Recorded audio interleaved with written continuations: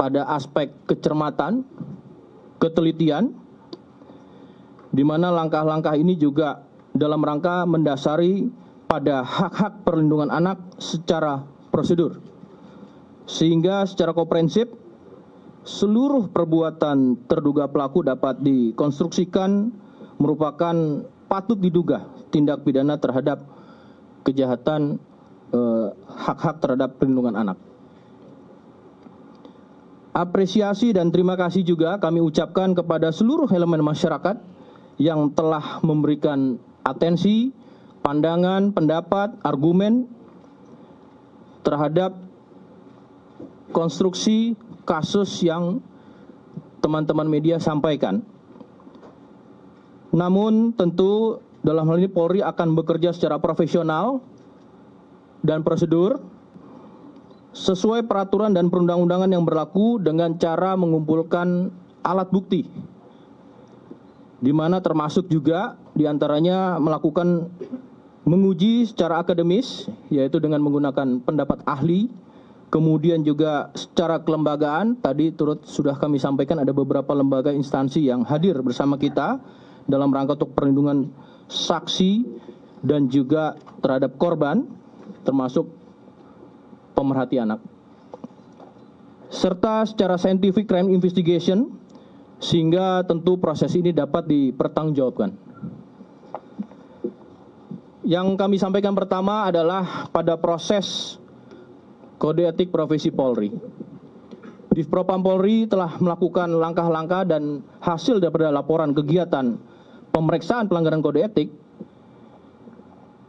yang dilakukan oleh terduga pelanggar atas nama AKBP FWLS Jabatan Pamenian Mapolri ex Kapolres Ngada Polda NTT, di mana ada hasilnya yaitu wujud perbuatan dugaan pelanggaran KIPP yang dilakukan oleh FWLS Jabatan Pamenian Mapolri ex Kapolres Ngada Polda NTT dengan wujud perbuatan melakukan pelecehan seksual terhadap anak di bawah umur dan persetubuhan atau perjinahan tanpa ikatan pernikahan yang sah, konsumsi narkoba, serta merekam, menyimpan, memposting, dan menyebarluaskan video pelecehan seksual terhadap anak di bawah umur. Dengan hal ini perlu kami sampaikan, nanti secara teknis Pak Karwat Prof akan menyampaikan kapan proses ini telah dilakukan dan apa yang mendasari proses ini juga dilakukan melalui kode etik. Saya menyampaikan hasil dari penyelidikan pemeriksaan melalui kode etik dari Watprof, ditemukan fakta bahwa FLS telah melakukan pelecehan seksual dengan anak di bawah umur sebanyak 3 orang dan 1 orang usia dewasa. Antara lain, saya akan menyebutkan anak 1, anak 2, dan anak 3. Ya, anak 1 usia 6 tahun, anak 2 usia 13 tahun, anak 3 usia 16 tahun, dan anak, orang dewasa dengan inisial SHDR usia 20 tahun. Sehingga ini bisa diketahui pada konteks sebagai anak dan orang dewasanya. Kemudian tanggal 24 Februari 2025 ini sudah dilakukan penanganan perkaranya oleh Divpropam dan telah ditempatkan secara penempatan khusus. Nanti akan dijelaskan sejak kapan sampai dengan kapan oleh Karwat Prof. Dan langkah-langkah yang telah dilakukan yaitu pemeriksaan korban dan saksi-saksi. Saksi yang sudah dilakukan pemeriksaan sebanyak 16 orang. Terdiri dari 4 orang korban, termasuk tadi 3 anak, 4 orang manajer hotel, 2 orang personil Polda NTT, 3 orang ahli, di sini dalam keahliannya yang bisa kami sampaikan adalah selaku ahli di bidang psikologi, agama, dan kejiwaan, serta 1 orang dokter, dan kemudian ibu korban anak 1. Terhadap pasal yang dilanggar, dengan itu maka dilakukan melaksanakan gelar perkara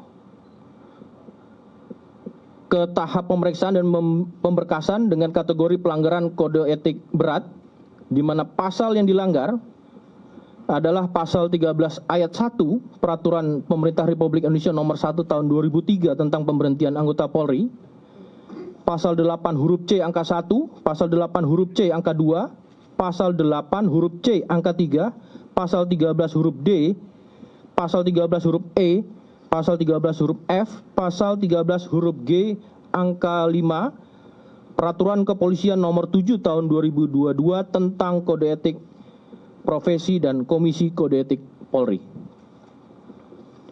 Di mana pada penjelasannya di sini jelas, anggota Kepolisian Negara Republik Indonesia dapat diberhentikan tidak dengan hormat dari Dinas Kepolisian Negara Republik Indonesia karena melanggar sumpah atau janji anggota Kepolisian Negara Republik Indonesia. Pada berikutnya, setiap pejabat Polri dalam etika kepribadian wajib menaati dan menghormati norma hukum, dan setiap pejabat Polri dalam etika kepribadian wajib menaati dan menghormati norma agama.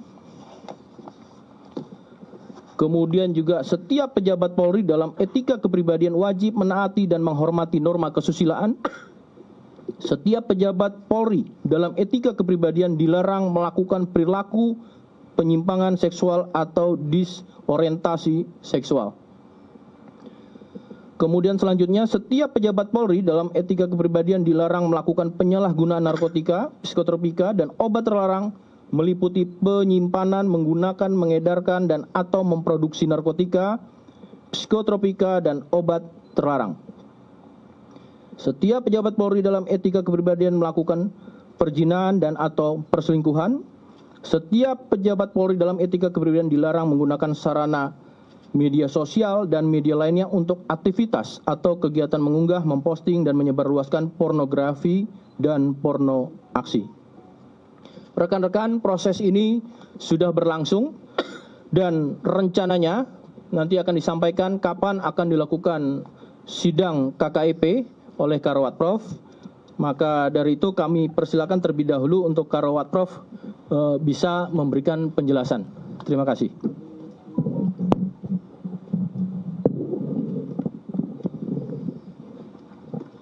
Baik, terima kasih. Assalamualaikum warahmatullahi wabarakatuh. Salam sejahtera untuk kita sekalian. Om Swastiastu, Namo Buddhaya, salam kebajikan. Selamat menjalankan ibadah puasa bagi yang menjalankan ibadah puasa. Kami menambahkan penjelasan dari Bapak Karopenmas Divisi Humas Polri tentang penanganan kode etik AKBP FWLS ini, bahwa suaran Bapak Kadipropam, Polri dalam hal ini tidak pandang bulu dalam menegakkan hukum dan tidak mentolerir segala bentuk pelanggaran, khususnya yang mencederai kehormatan dan nilai-nilai institusi Polri.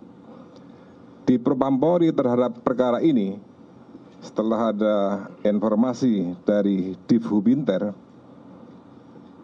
telah melakukan pengamanan khusus di Propam dimulai tanggal 24 Februari sampai dengan hari ini tanggal 13 Maret, sehingga 3 minggu di Propam Polri sudah bergerak menangani ini dengan melakukan langkah-langkah yang tadi disampaikan Pak Karopenmas. Karena ini menyangkut anak, sehingga kita harus betul-betul mendasari ketentuan yang berlaku dengan menambah permasalahan baru lagi. Dan awalnya memang kita tes urin, hasilnya positif, dan inilah dasar mempatsusnya anggota Polri tersebut. dan sampai kita melaksanakan gelar perkara, di Propam melaksanakan gelar perkara, dan ini adalah kategori berat. Sehingga pasal yang disampaikan Pak Karopenmas tadi adalah pasal yang berlapis dengan kategori berat, dan kita juntuhkan PP 1 2003 tentang pemberhentian anggota Polri. Selanjutnya, di Propam Polri akan melaksanakan sidang kode etik terhadap terduga pelanggar, direncanakan hari Senin tanggal 17 Maret 2025. Dan hari ini dari di Treskrim Nusa Tenggara Timur dengan di backup Dir PPA dan PPO Baris Krim Polri telah melaksanakan rangkaian, dan tentunya nanti akan dijelaskan kembali oleh Pak Karopenmas, dan hari ini statusnya adalah sudah menjadi tersangka dan ditahan di Baris Krim Polri. Demikian Pak Karopenmas, terima kasih.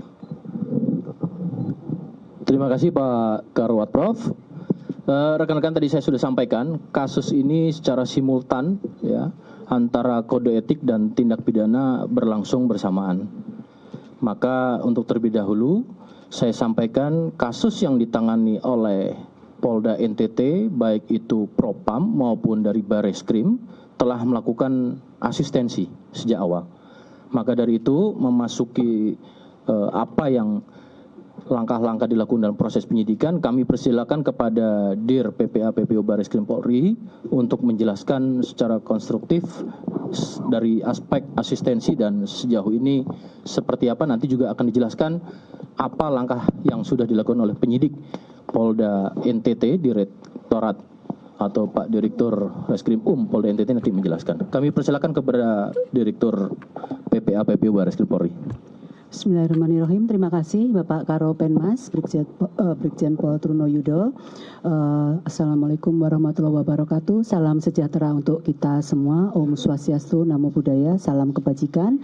Yang saya cintai dan saya banggakan, rekan-rekan media, pada sore hari ini kami ingin menyampaikan bahwa terkait dengan kasus ini, dengan berdirinya Direktorat Tindak Pidana Perlindungan Perempuan dan Anak dan Pemberantasan Perdagangan Orang, maka kami melaksanakan tugas dan fungsi sebagai pembina fungsi melalui asistensi, dan kemudian kami juga melaksanakan backup untuk mendukung penanganan kasus tindak asusila terhadap anak tersebut.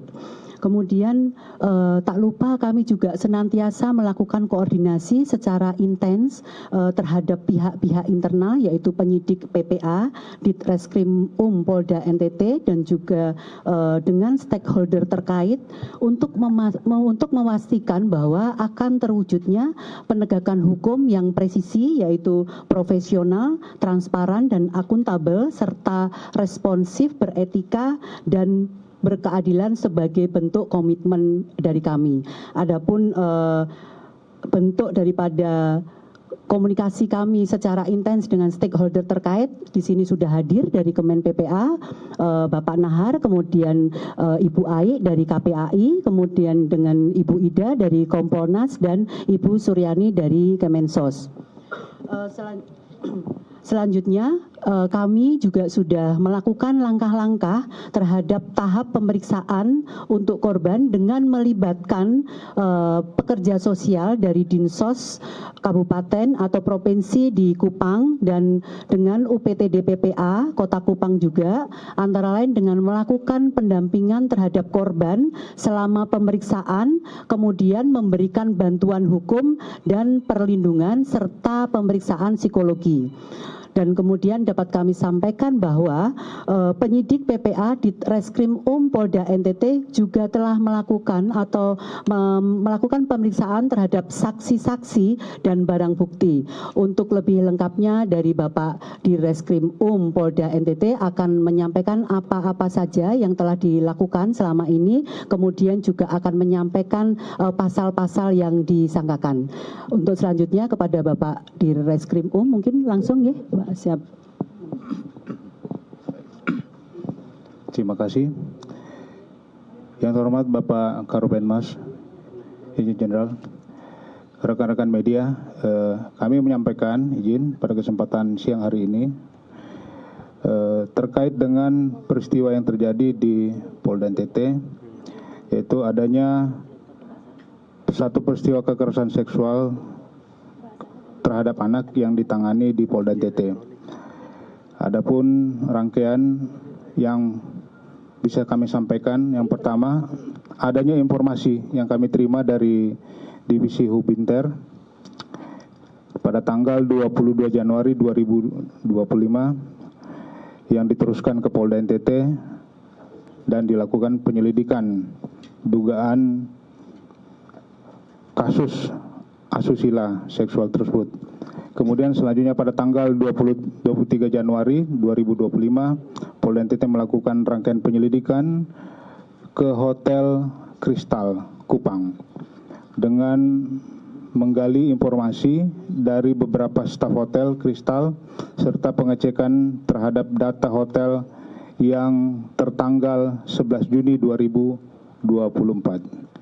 Adapun beberapa alat bukti yang kami dapat dari saksi-saksi ada 9 orang, kemudian petunjuk dari CCTV dan dari dokumen registrasi di resepsionis, kemudian barang bukti berupa satu baju dress anak bermotif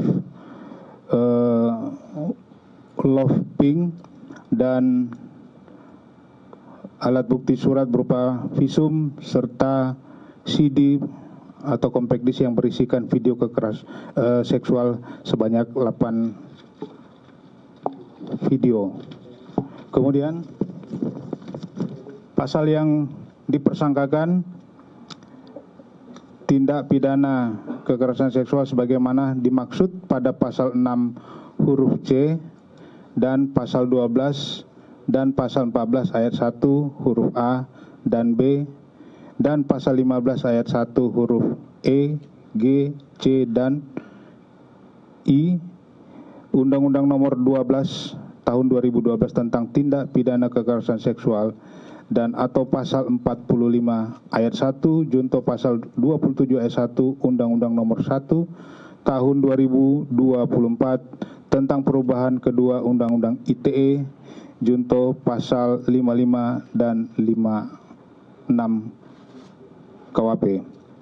Kemudian pasal 6 unsurnya adalah sebagai berikut. 6 huruf C, setiap orang yang menyalahgunakan kedudukan, kewenangan, kepercayaan atau perbawa yang timbul dari tipu muslihat atau hubungan keadaan atau memanfaatkan kerentanan ketidaksetaraan atau ketergantungan seseorang, memaksa atau dengan penyesatan menggerakkan orang itu untuk melakukan atau membiarkan dilakukan persetubuhan atau perbuatan cabul dengannya atau dengan orang lain, dipidana dengan penjara paling lama 12 tahun dan atau pidana denda paling sedikit, paling banyak 300 juta rupiah.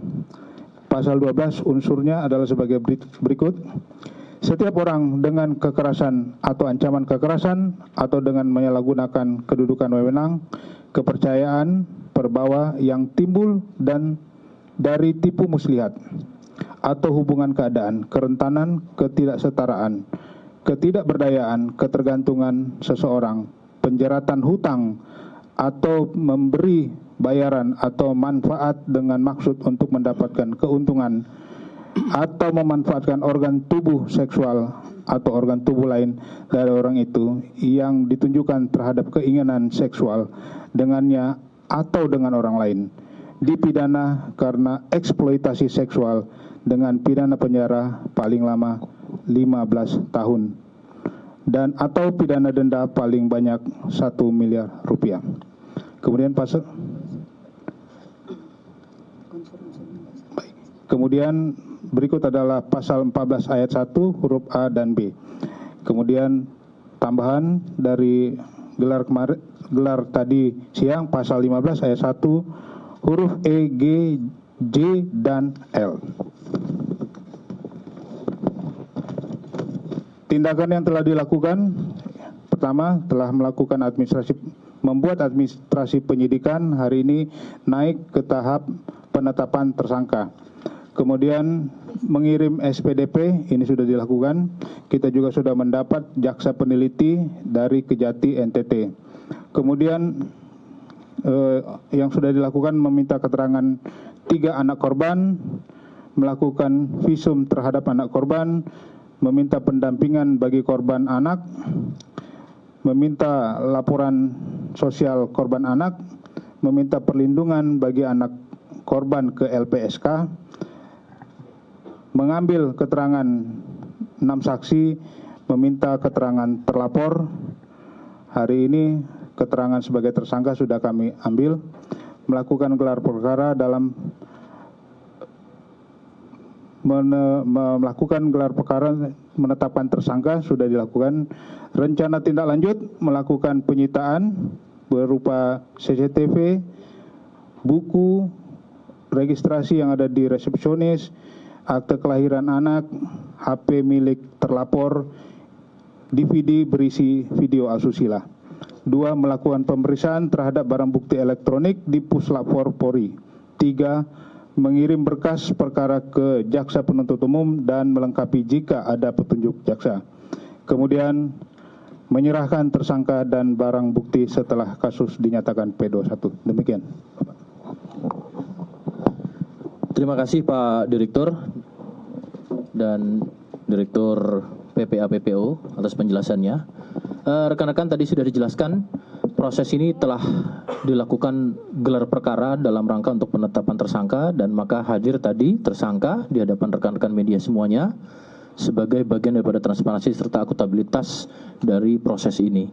Kemudian tadi juga dijelaskan oleh Pak Direktur Reskrim Polda NTT berkaitan dengan undang-undang yang berlapis, dan salah satu diantaranya adalah terkait dengan ITE. Ya, mentranskrip.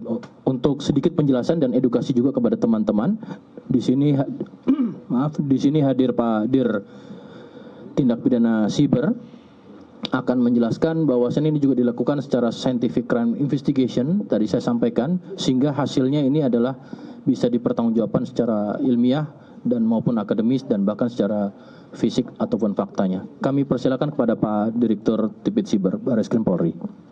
Terima kasih Pak Karopenmas. Assalamualaikum warahmatullahi wabarakatuh. Selamat sore, salam sejahtera bagi kita semua. Pada kesempatan kali ini kami dari Direktorat Tindak Pidana Cyber Barreskrim Polri akan memberikan asistensi terhadap pemeriksaan barang bukti digital berupa 3 unit handphone yang terkait dengan tindak pidana yang sedang disidik oleh Dirkrim Polda NTT, serta penerapan pasal Undang-Undang Informasi dan Transaksi Elektronik sebagaimana tertuang dalam pasal 45 ayat 1 junto pasal 27 ayat 1 junto pasal 52 ayat 1 Undang-Undang Nomor 1 Tahun 2024 tentang perubahan kedua atas Undang-Undang Nomor 11 Tahun 2008 tentang informasi dan transaksi elektronik.